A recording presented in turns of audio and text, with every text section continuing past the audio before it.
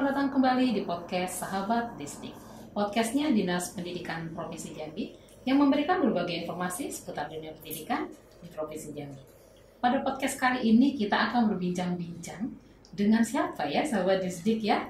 Kita berkenalan dulu, nanti baru kita tahu nih kita bahas apa ya kira-kira ya.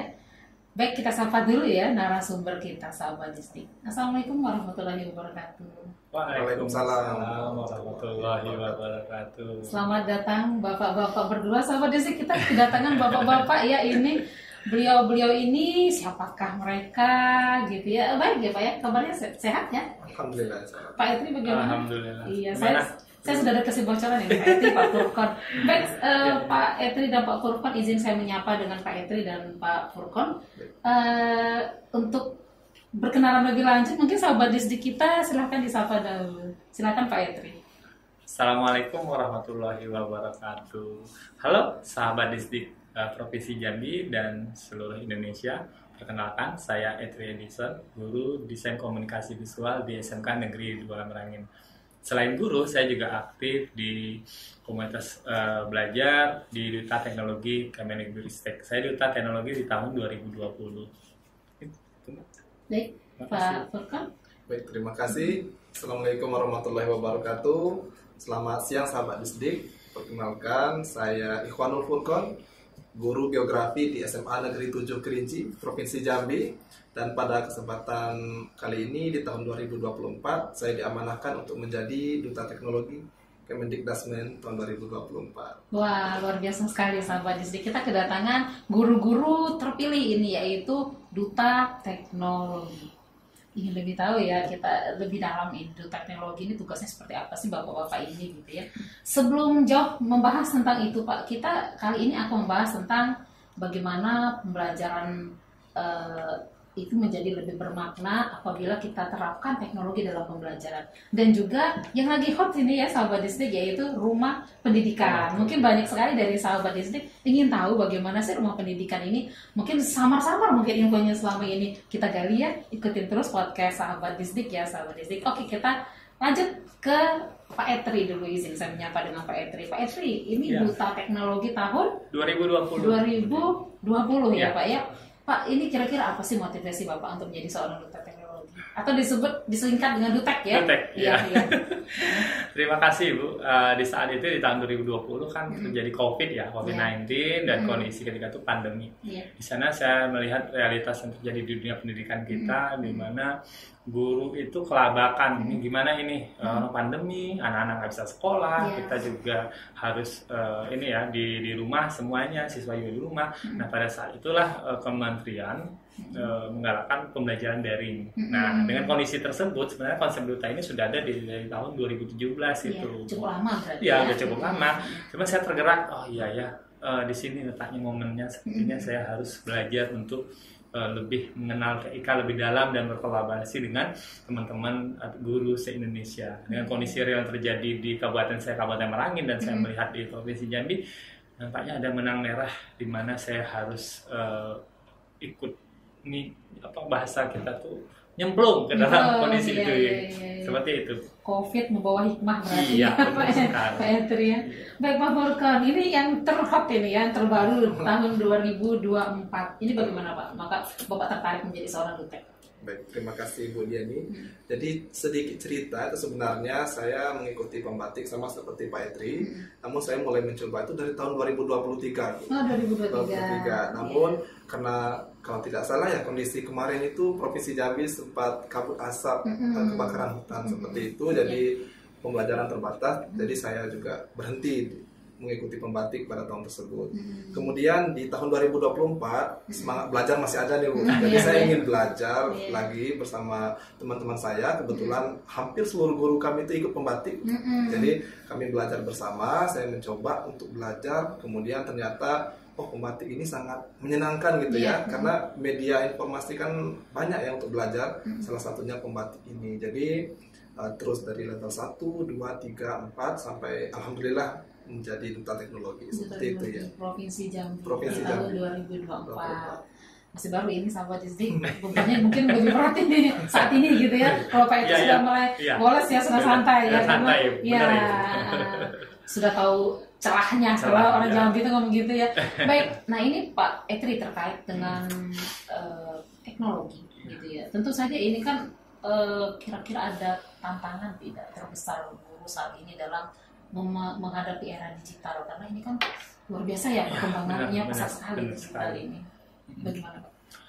Sekarang saya perhatikan beberapa event kegiatan dan langsung bertanya sendiri ke teman-teman yang ada di sekolah, termasuk saya melihat kondisi sekolah yang ada di saya. Tantangannya luar biasa. Sebagai contoh, yang pertama itu seandainya gurunya tahu TK, tapi siswanya nggak tahu, tidak memiliki gadget atau mungkin tidak memiliki komputer, maka itu tidak terhubung. Ada juga kondisi di mana siswanya pintar, apalagi zaman sekarang. Handphone di mana-mana, dia bisa akses kemana-mana pada gadget, tablet dan sebagainya, aksesnya udah luar biasa, internet. Tapi gurunya ada yang dalam tanda petik tidak mau berubah untuk mempelajari tersebut. Jadi kondisi tantangan pembelajaran digital itu adalah kalau dua-duanya berusaha. Nah, dari sisi pendidikan sebenarnya paling utama adalah gurunya, Ibu. Karena gurunya yang akan membentuk karakter si siswa. Nah, jadi tantangannya lebih kepada hal tersebut. Yang berikutnya infrastruktur pasti ya, kondisi jaringan, kemudian internet yang ada di sekolah maupun di rumah masing-masing, kemudian kondisi ekonomi. Nah, tapi nanti kondisi-kondisi tersebutlah yang akan menjadi semangat baru Kemendikbud dalam bagaimana menuntaskan kondisi kesulitan tersebut, sehingga Kemendikbud itu bisa mengolah nih pikiran bagaimana untuk membantu guru, salah satunya dengan aplikasi yaitu pendidikan. Seperti itu. Iya.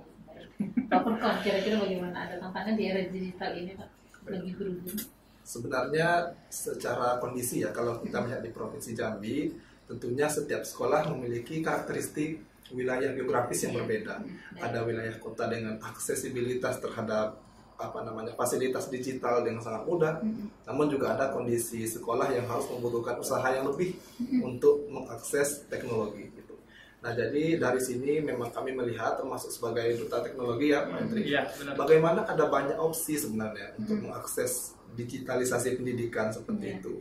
Namun kita ambil dari yang minimal itu, kalau misalkan seperti yang disampaikan Pak Etri tadi, seandainya gurunya yang belum begitu menguasai, maka kita saling berbagi dengan guru tersebut.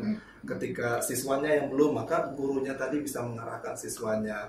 Jadi ketika ada kolaborasi antara duta teknologi, guru, sekolah, dinas pendidikan, maka kita berharap ya pemanfaatan digital di sekolah itu lebih bagus lagi, seperti itu. Tantangan itu berarti tentu saja diharapkan ada solusi ya. Iya, benar. Baik. Nah, ini saya beralih ke Pak Etri ya Pak Furqon ya.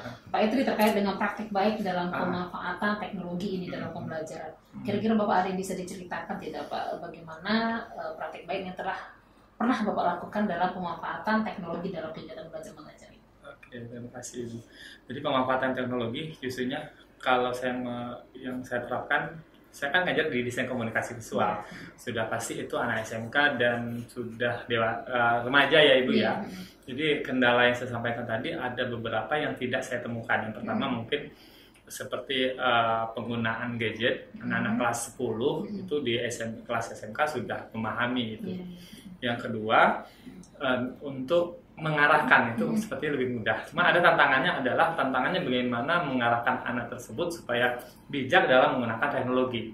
Jadi strategi yang saya lakukan adalah yang pertama, saya menggunakan Google Classroom untuk mengumpulkan tugas-tugas, jadi lebih rapi Ibu tugasnya, karena SMK tuh banyak, satu semester tuh bisa 20-30 tugas Ibu. Gitu ya. Banyak karena memang dia membuat proyek. Satu siswa ya? Iya, satu siswa. Banyak kalau tidak memakai itu aplikasi tambahan ya. Jadi menggunakan Google Classroom gitu yang bisa terintegrasi dengan Belajar ID. Jadi itu bisa sangat membantu saya dalam melakukan pembelajaran. Yang kedua, saya menggunakan juga site atau situs atau blogspot yang dari Google juga. Jadi saya bisa merancang pembelajaran yang benar-benar menarik perhatian anak, sehingga kalau dulu di zamannya saya, Pak Furqon dan Bu Dini, itu kalau hilang buku bingung kemana, besok mau ujian. Kalau hari ini dengan memanfaatkan teknologi, anak kalau yang lupa materi dari saya, dia bisa membuka blog atau website yang saya buat. Jadi itu dua praktik baik, dan pastinya untuk kuis, kemudian untuk semacam pembelajaran di dalam kelas dalam menjelaskan, saya memilih untuk tidak menggunakan papan tulis lagi. Saya lebih menggunakan proyektor untuk menampilkan apa yang ingin saya sampaikan. Itu meringkas waktu dan membuat lebih menarik perhatian anak. Jadi seperti itu. Baik. Ini Sobat Distrik mungkin ingin tahu ya, ini awal mula kira-kira ini Bapak itu mulai tertarik mengintegrasikan teknologi dalam pembelajaran itu gimana sih ceritanya, Bu? Nah, awal mula sekali saya ngajar dari tahun 2005, Ibu. Di tahun 2007 saya kelabakan karena di satu sekolah itu yang guru komputer cuma saya. Saya pernah mengajar di hampir 30 kelas dalam seminggu. Jadi saya benar-benar kelabakan. Mapelnya cuma 2 jam pelajaran ketika tuh komputer dasar ya. Di situ saya kelabakan ini.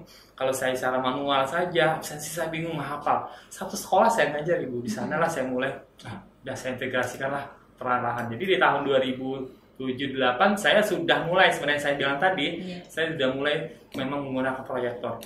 Lebih bagus saya mengantri dengan guru yang lain daripada saya menggunakan spidol. Kan memang anak kurang mengerti. Dan alhamdulillah di sekolah saya itu kan hampir 90% lebih kan laki-laki, Ibu. Oh iya, SMK ya? Iya, SMK.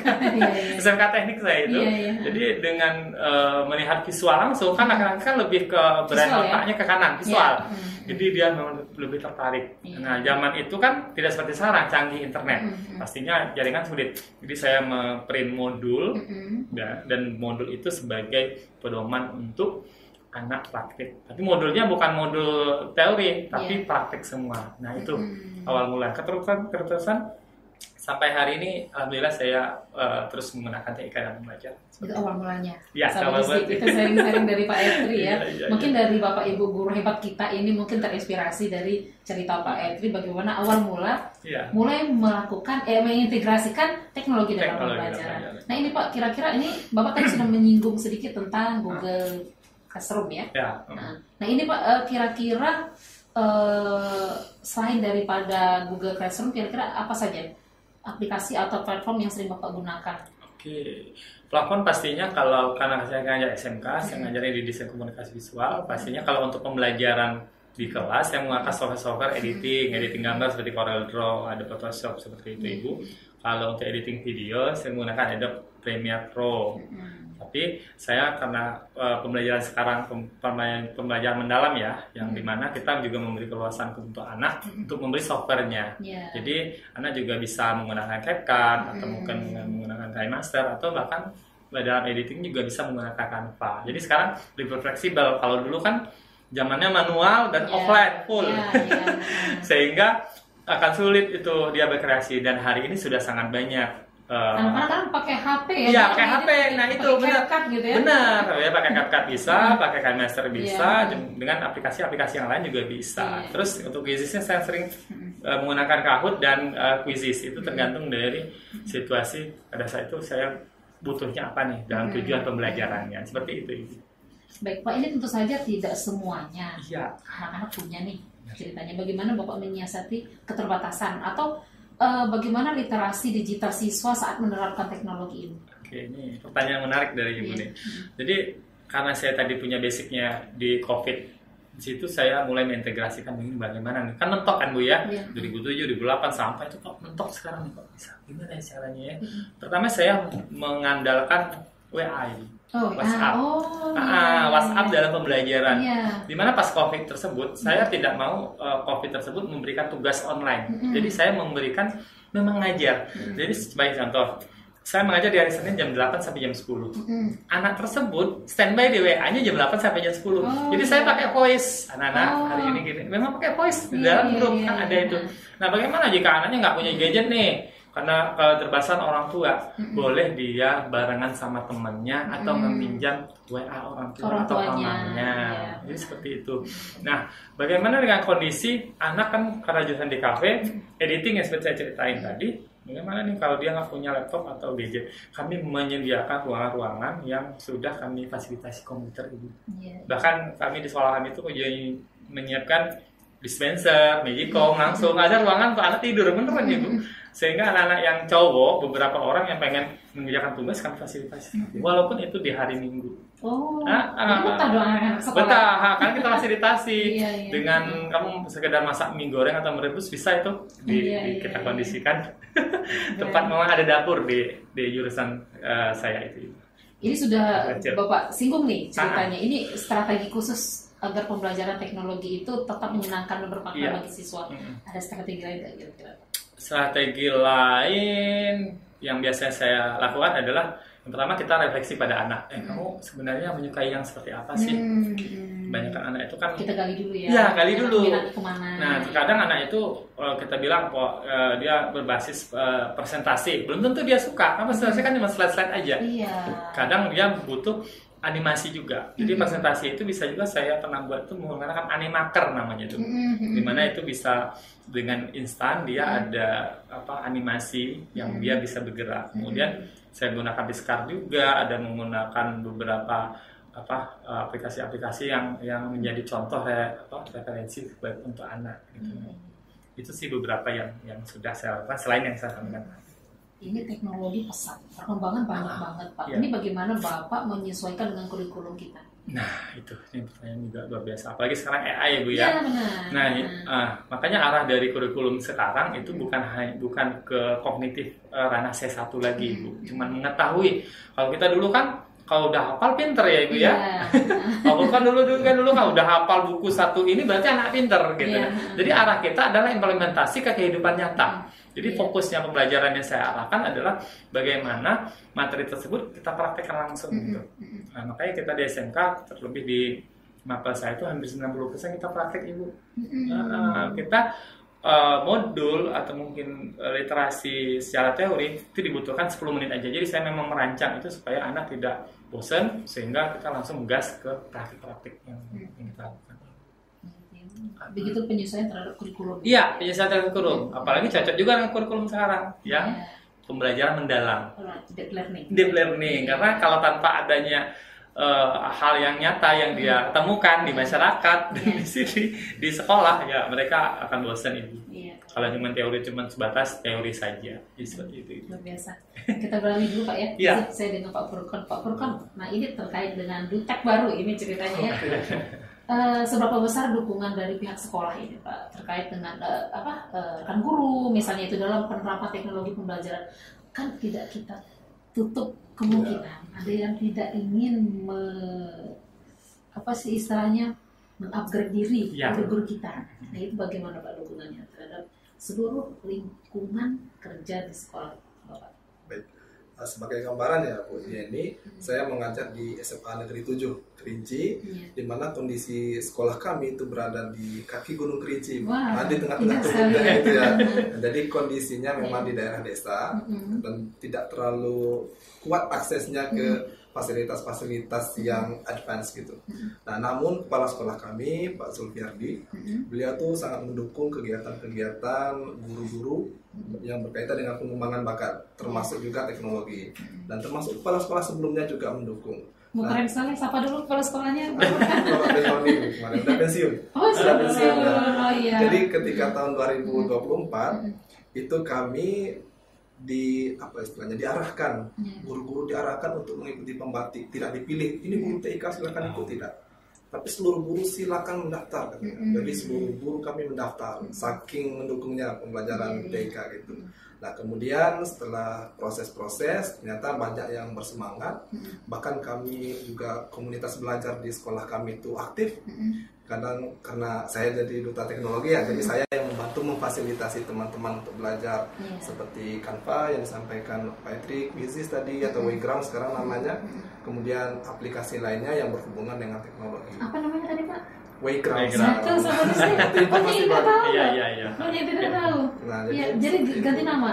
Ganti nama. Luarnya aja, tapi dalamnya masih sama. Masih sama. Nah sedikit gambaran itu sebenarnya.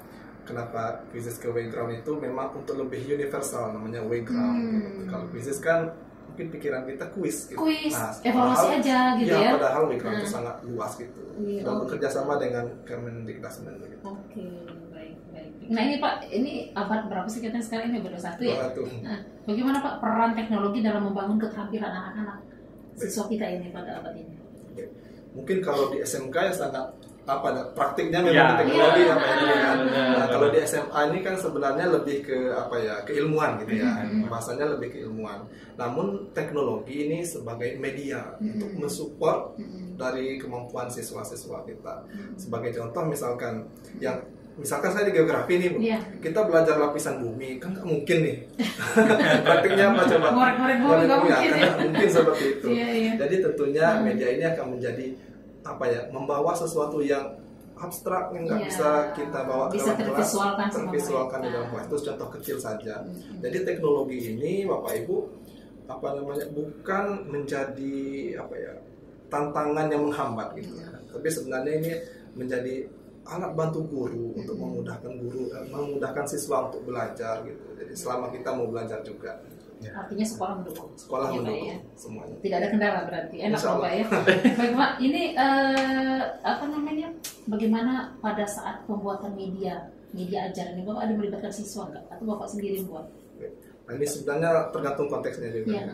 Kalau seperti poster yang siswa itu masih bisa mengakses lah, seperti di HP kan masih bisa menggunakan Canva gitu. Nah itu saya selalu melibatkan siswa. Seperti di geografi kami membuat poster lingkungan misalkan atau kampanye sosial media gitu. Kami menggunakan Canva, melibatkan siswa dalam media pembelajaran. Dan media itu pun kadang kami tayangkan gitu di depan kelas misalkan atau di sosial media sekolah juga bisa. Kemudian juga untuk media-media yang sifatnya bahan ajar untuk siswa itu saya bikin sendiri atau berkolaborasi dengan guru lain yang MGMP gitu ya? Bukan, seperti contohnya Bu. Saya kan di geografi ini ada materi pembangunan. Jadi untuk lebih mendalamkan saya bekerja sama dengan guru ekonomi. Di learningnya berarti di learning ya, kemitraan pembelajaran. Jadi dengan adanya kolaborasi dengan guru lain, media saya jadi insya-Allah lebih baik. Iya. Karena yang saling bersinergi dengan guru lain. Nah ini Pak terkait dengan pengaplikasian teknologi dalam pembelajaran, pengalaman paling berkesan apa kira-kira Pak? Yang pernah Bapak alami? Nah ini saya mengingat masa lalu nih sedikit. Jadi pas saya masuk ke sekolah 2019 kan saya mulai bertugas. Jadi memang pembelajaran digital itu cukup minim pada waktu itu. Nah kemudian proyektornya juga terbatas gitu. Tapi sekolah kami sekolah besar. Ada 28 sampai 30 rombel. Berapa siswa kita? Pernah sampai 1000-an. Jadi tantangannya waktu itu bagaimana membangun budaya belajar untuk guru supaya mau memanfaatkan teknologi dan juga budaya belajar siswa supaya terbiasa menggunakan teknologi. Nah, karena sebagian kecil orang mungkin ya ada yang menganggap menggunakan HP di kelas itu kurang layak untuk belajar. Nah, bagaimana saya membangun persepsi bahwa ini alat loh, kayak gitu kan. Alat itu tergantung pemakainya. Jadi kita berliterasi sedikit dulu. Nah, jadi itu tantangannya. Bagaimana saya mulai mengajak guru, ayo ujiannya supaya nggak susah koreksi nih, kita pakai Waycrown atau Quizzes pada zaman itu. Kemudian supaya nggak susah jelasin gitu pembelajaran depan kelas, ayo kita pakai presentasi dengan Canva, dengan interaktif, dan udah sangat mudah sekali sekarang, apalagi dengan bantuan AI. Itu. Wow, biasa. Pak Itri, bagaimana? Ada pengalaman paling berkesan? Ya, karena SMK ya, saya pengalaman paling berkesan tuh ada beberapa. Salah satunya ada siswa yang WA saya, dia udah tamat Ibu. Dia WA, dia ngirimkan desain dia foto, kemudian dijadikan cetakan atau undangan. Terus dia bilang, Pak, makasih ya atas ilmunya gitu yang sudah ngajar ke kami dulu. Alhamdulillah hari ini ada yang mesen. Dia tuh nggak buka percetakan Ibu, dia tuh nggak buka percetakan, dia tuh nggak ada studio dan sebagainya. Tapi ada yang mesen ke dia. Jadi saya kan selalu bilang, kalau kamu pengen kerja, kan ada nama freelance ya. Kamu hanya tunjukkanlah karya kamu ke sosmed, seminimal mungkin ke status atau dan sebagainya. Nanti kalau ada pesanan dan sebagainya, kamu kan ngelisen, nanti kamu tinggal rekanan ke percetakan yang sudah ada. Dia akan ngasih. Nanti kalau kamu bingung, nanti dengan kemitraan kita di sekolah dengan jurusan, kita akan bisa kok kamu dapat harga yang sama seperti percetakan yang ada, sehingga kamu dapat untung dari sana. Dan dia sangat berterima kasih itu setelah setahun atau 2 tahun setelah dia tamat Ibu, karena dia pertama kali dan dia sangat excited untuk mengerjakan atau atau mungkin mengambil job tersebut. Iya, Itu sih sangat berkesan sih Ibu. Jadi dia nge-branding dirinya dari motivasi dari Bapak ya.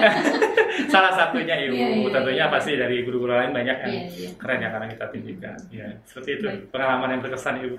Menarik sekali sahabat Disdi cerita-cerita kita dengan Pak Etri dan juga Pak Furqon. Tetap ya di podcast Sahabat Disdi.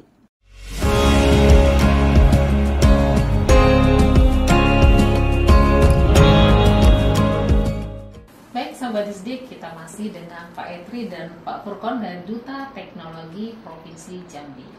Kali ini sahabat Disdi kita akan bisa bincang mengenai rumah pendidikan. Mungkin banyak sekali dari Bapak Ibu guru hebat kita yang ingin tahu lebih dalam bagaimana rumah pendidikan itu seperti apa sih gitu. Pak Furqon ini Duta Teknologi 2024 ini mungkin lagi digagas-gagas banget ini rumah pendidikan ya Pak ya? Betul. Iya. Pak, kira-kira konsep rumah pendidikan ini seperti apa sih? Baik.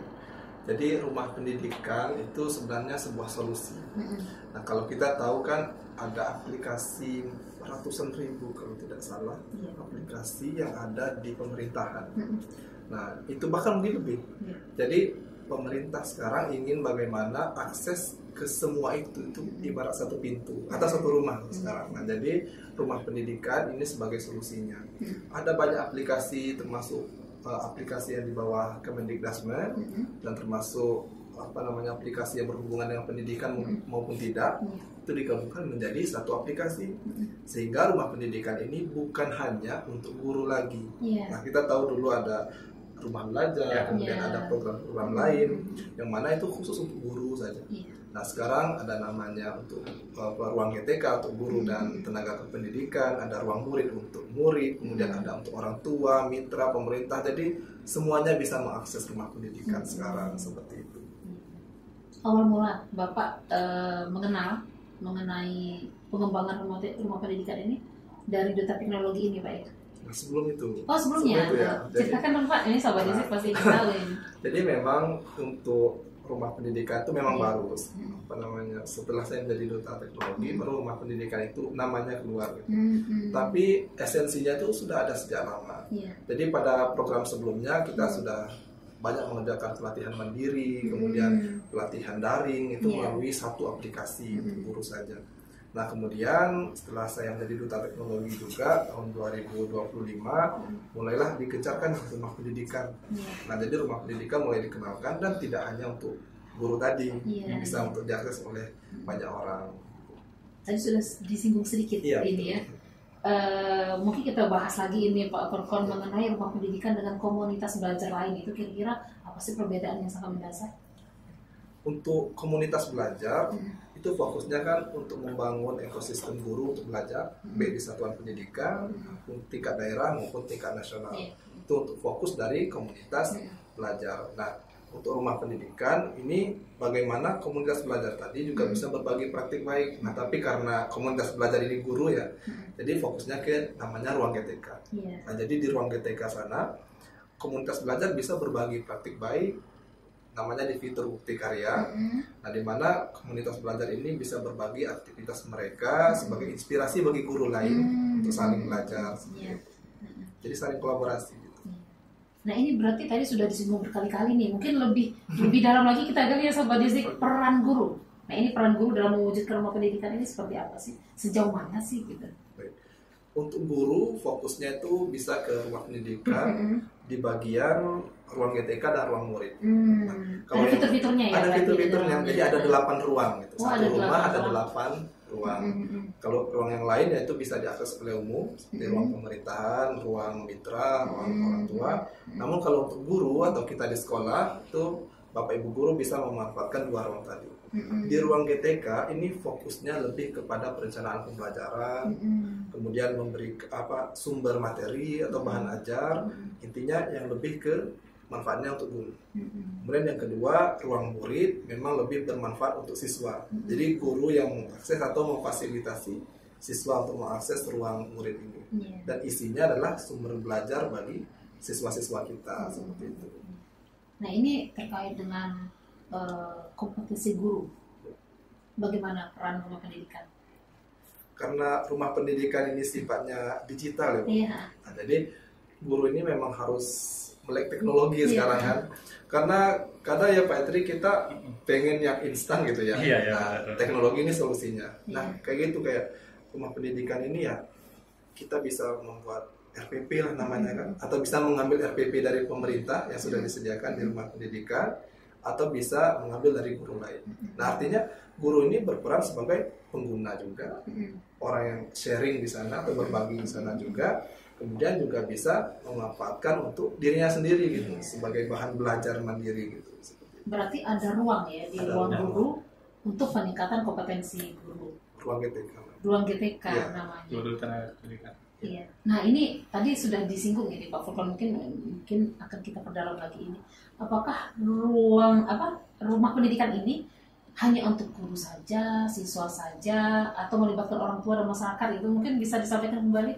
Ini cukup unik ya, karena biasanya itu hanya bisa diakses oleh guru saja. Siswa aja jarang ya Pak ya. Iya, nah ini betul. Tadi sudah disampaikan masyarakat bisa akses ya Pak ya. Bisa. Nah ini yang uniknya juga, itu kata Bu Jenny tadi.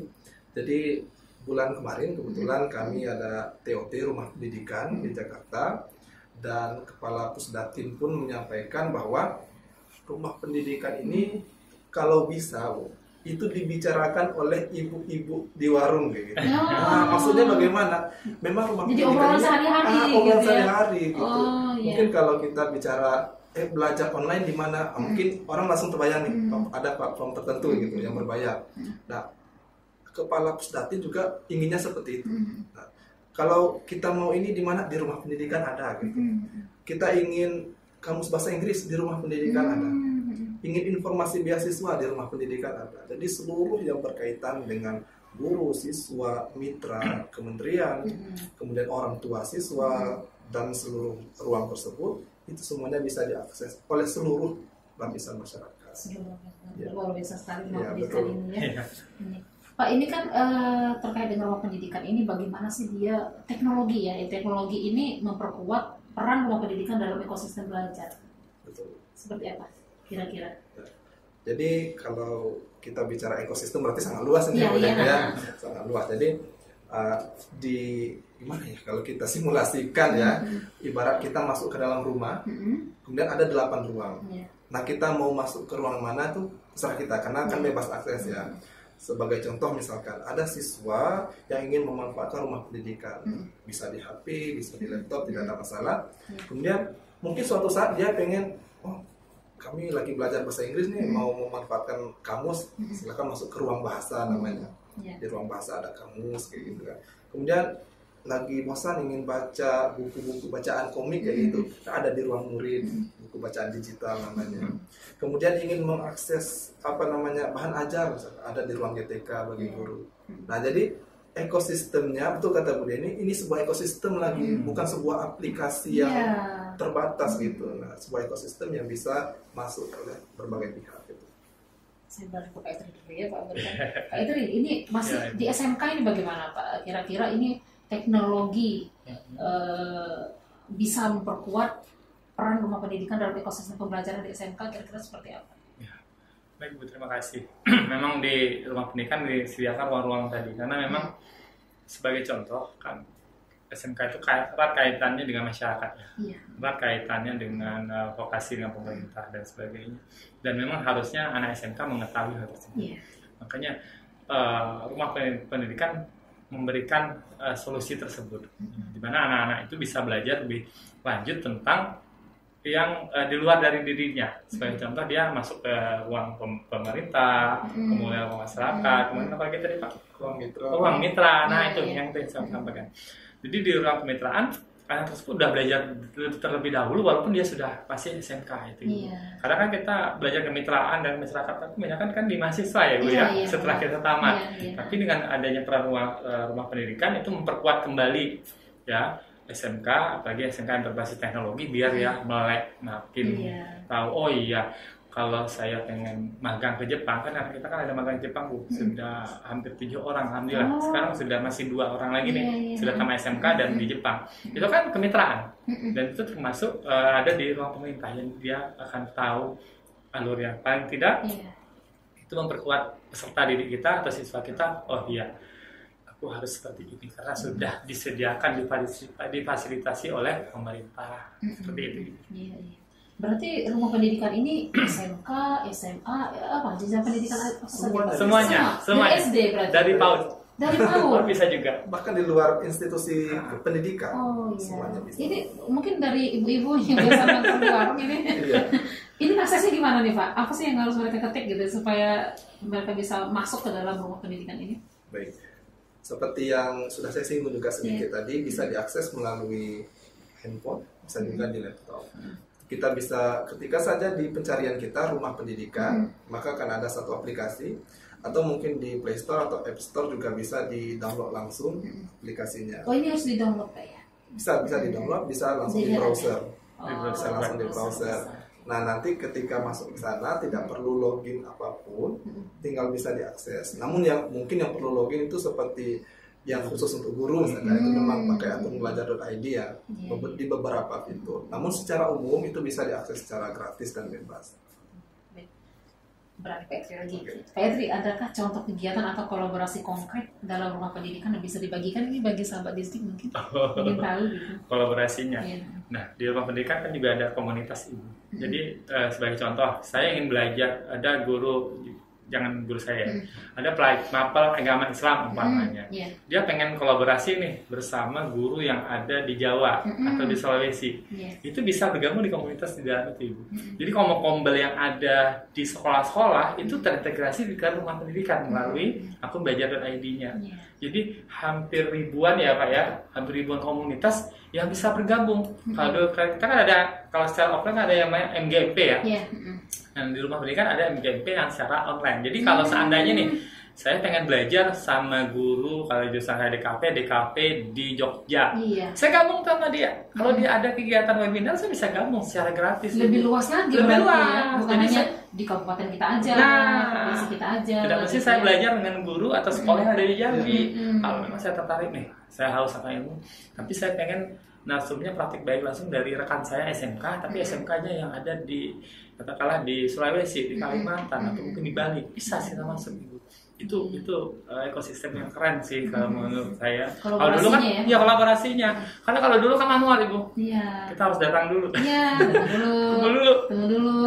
Atau dinas bikin kegiatan dulu. Ya, kolaborasinya tercipta. Baik.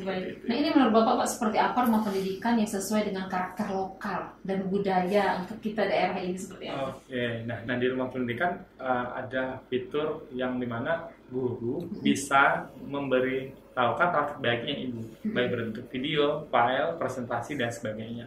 Nah sebagai contoh nih ada rekan kita guru di daerah Papua, guru seni, dan dia mendokumentasikan nih kegiatan dia. Dia bisa mengintegrasikan ke rumah pendidikan melalui akun dia pribadi bisa ibu, sehingga saya nih nanti yang lagi mengajar pelajaran yang sama di pelajaran seni, saya bisa mengakses langsung di rumah pendidikan. Bedanya apa? Kalau sama platform lain, bedanya kalau diakses di rumah pendidikan sudah pasti guru yang memberikan kontennya ibu.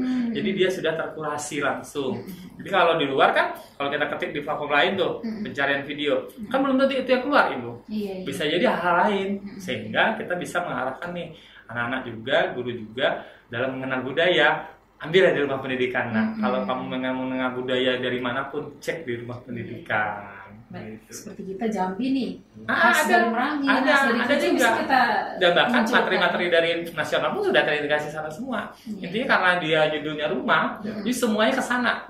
Apa-apa ke sana, nggak usah nyari tempat lain. Di rumah kita tuh udah ada di rumah pendidikan. Jadi kalau misalnya ada stigma dari masyarakat, ini mengeneralisasi budaya tidak ada budaya. Bahkan kita budaya kita lokal kita tetap bisa kita keren itu ya. Baik, menarik sekali sahabat Distrik, tetap di podcast Sahabat Distrik.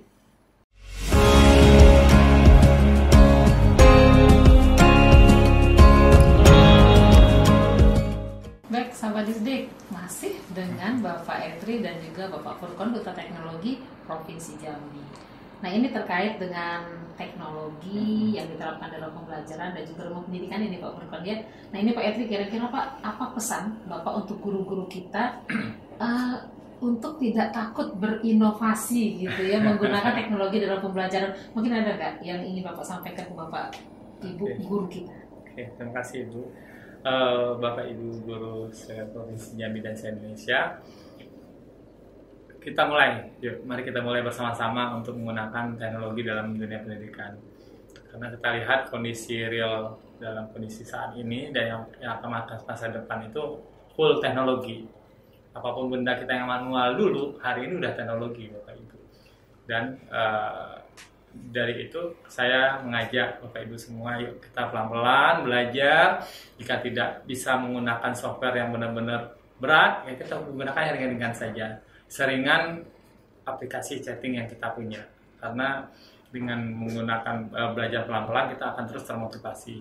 Yang kedua, berusaha untuk kita bergabung dalam komunitas-komunitas belajar, apalagi yang ada di rumah pendidikan, sehingga kita terinspirasi dari guru-guru yang ada di Indonesia, guru-guru yang mau bergerak untuk menggunakan teknologi dalam pembelajaran.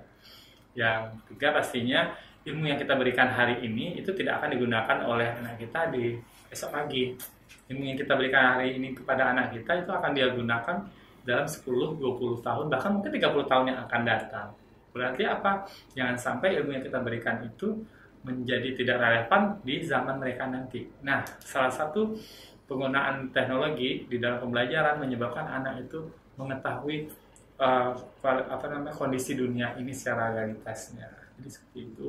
Jadi mari kita bareng-bareng untuk bersama-sama berkolaborasi, berbagi dan berusaha untuk pendidikan yang lebih baik lagi. Jangan takut. Jangan takut, pastinya jangan takut. Iya.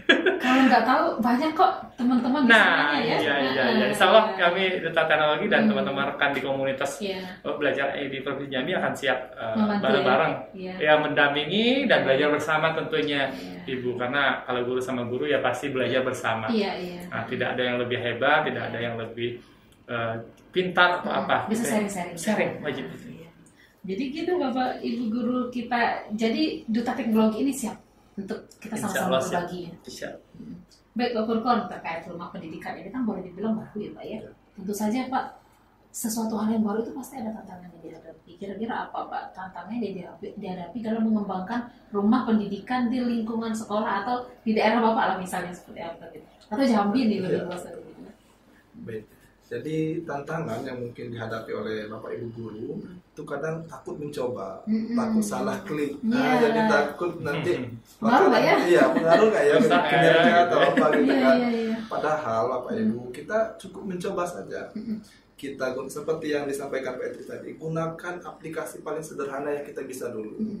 Nanti seperti aplikasi chatting misalkan, aplikasi pembelajaran sederhana kan ngumpulin tugas lewat itu aplikasi chatting. Nah silakan gitu gunakan. Jadi jangan takut mencoba. Sama dengan rumah pendidikan, silakan dibuka ruangnya satu-satu. Nah, ini isinya apa sih gitu, bisa dimanfaatkan untuk apa sih kayak gitu. Jadi silakan mencoba Bapak Ibu, sama seperti Pak Etri tadi, kami siap mendampingi, kami siap membantu. Banyak kegiatan kita juga buat dia ini seperti webinar, pelatihan secara daring maupun secara luring, silakan diikuti Bapak Ibu, karena kita inginnya berbagi gitu, karena ilmu itu harus meluas ya, tidak hanya eksklusif gitu.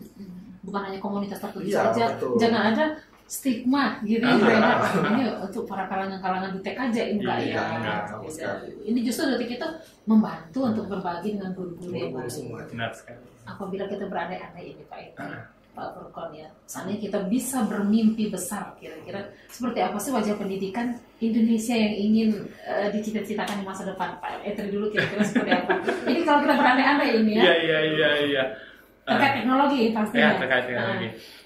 Kita berandai-andai dan mudah-mudahan itu sudah prosesnya dari sekarang dan memang akan terwujud insya Allah. Belajar pendidikan di mana anak bukan hanya bisa secara teori tapi praktik, bukan hanya ilmunya itu didapatkan cuma di sekolah, tapi bisa mengintegrasikan dalam kehidupan nyatanya dengan semua problematika dia nanti, dan pastinya sesuai dengan tuntutan zaman nanti, dimana kita nggak tahu ya Ibu ya, hari ini 10 tahun yang akan datang, 20 tahun yang akan datang, bagaimana kondisi dunia ini kita nggak bakal pernah tahu ya.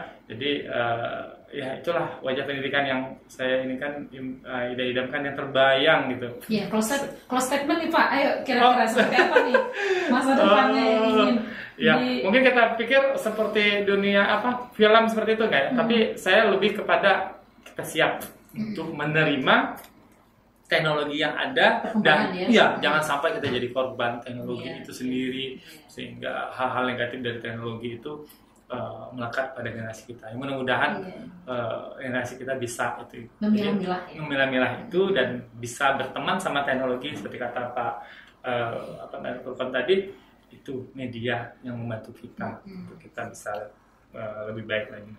Yang jelas wajah yang saya inginkan, bukan saya inginkan, saya idamkan adalah anak kita siap untuk menghadapi dunia di masa akan datang. Dan dia bukan hanya sebagai seorang yang konsumen, tapi dia sebagai orang yang menjadi produsen dari teknologi itu sendiri itu. Jadi jangan seandainya hari ini kita punya laptop, insya Allah anak kita bisa buat laptop. Hari ini kita pakai aplikasi, saya yakin generasi kita nanti bisa membuat aplikasi bakal lebih keren lagi. Ini close statement-nya seperti apa, Pak? Jadi harapan saya pribadi dan mungkin harapan kita semua, di mana teknologi ini karena dia sebuah arus dan itu bukan arus yang harus dilawan, tapi kita harus mengarunginya. Bagaimana mengarunginya dengan efektif? Sebagai contoh saja sedikit, Bu Dieni, banyak aplikasi yang berhubungan dengan AI itu dianggap sebagai, mohon maaf, memperendah kemampuan manusia dalam berpikir, padahal tidak sama sekali, Bu. Karena literasi digital, literasi AI itu tetap harus digagaskan gitu dengan kuat supaya memang pembelajaran digital atau lingkungan digital, ekosistem digital itu adalah teman kita. Promnya tetap dari kita. Dari kita. Kemudian hasilnya kan kita edit lagi, kita sesuaikan dengan kondisi real gitu.